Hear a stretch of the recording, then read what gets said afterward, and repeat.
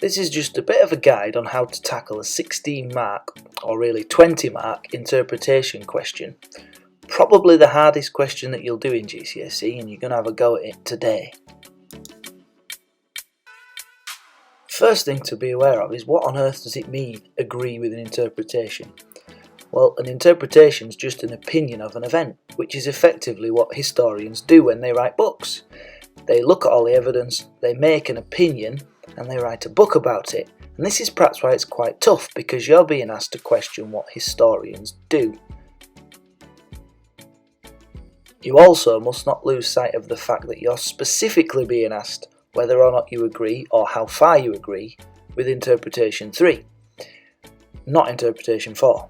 But you do have to use interpretation 4 to help you in your answer, because there might be elements of interpretation 4 that you can use to help to support what you say in your overall answer. And the first step you've got to take is to try to make sure you pick out some useful quotes to question. You shouldn't be trying to pick out facts, because you can't really question them. It should be assertions, which is kind of like another word for opinion. For example, in interpretation 3, it says schools, public buildings, hotels, lunch counters, theatres and churches remain segregated, which is a fact, it's not an opinion. And so you wouldn't really be tackling that part of the interpretation to question, because you can't, it's a fact.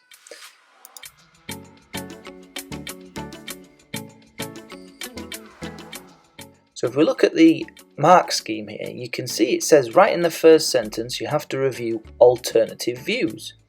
So that's talking about how you need to make sure you use both interpretations in coming to a substantiated judgment. You are required not just to say this interpretation saying, you're supposed to judge what the historian's saying on its merits. Is that the right opinion to hold? Is it a wrong opinion to hold? And if so, why? The next line says precise analysis of the interpretations is shown. Well, you can be fairly precise. If you include quotes, if you pick out quotes from the interpretation, then you're picking out precise aspects of the interpretation to analyse. Next sentence says relevant contextual knowledge is precisely selected. They like that word, don't they? To support your evaluation.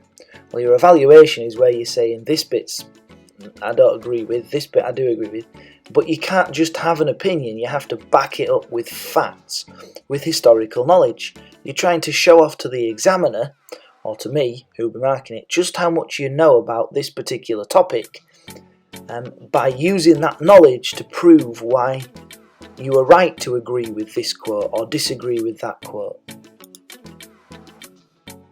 And finally it says, an overall judgment is justified and the line of reason is coherent, sustained and logically structured, which translates to you need to have a conclusion, overall judgment, and you need to make sure you structure your answer so that ultimately you are really answering the extent to which you agree with that interpretation, be it to a large extent, a small extent, you completely agree or you completely disagree. Now, because it's your first go at a really tough question, I've written a bit of an example answer out for you. This isn't the right answer, this is just an example of what you could do. Start off with a little introduction, and then you delve into your first part of your paragraph, which should probably be all of the reasons maybe why you might agree, or why somebody might agree with interpretation 3. But the big formula, the thing at the bottom, and I want you to see that in my answer, is for this question, the crucial thing is, and I hope you can see from the mark scheme why, pick out a quote, try to find assertions rather than facts. Remember, assertions is opinions. Once you've picked out a quote, you've got to say whether or not you think it is a valid assertion. That means, is that the right thing to say? Do you agree with it or do you disagree with it? And then once you've done that, which is quite kind of the easy bit if you like, then you've got to use your historical knowledge to prove your point. If you've said that we should agree with what this historian's saying, back it up, prove it, and it's an opportunity for you to show off your fantastic knowledge. And once you've written a paragraph on why people might agree with interpretation 3, then you might want to tackle a paragraph on why people might disagree with interpretation 3, using the exact same crucial formula within your paragraphs.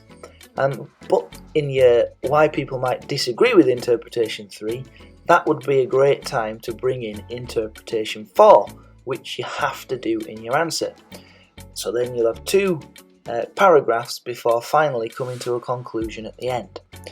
Don't get hung up on making sure your paragraphs are equal length, because it would be quite natural for you to agree or disagree more with one thing than with another. So although you do need to have a substantial paragraph, there can be some difference in just how long those paragraphs are.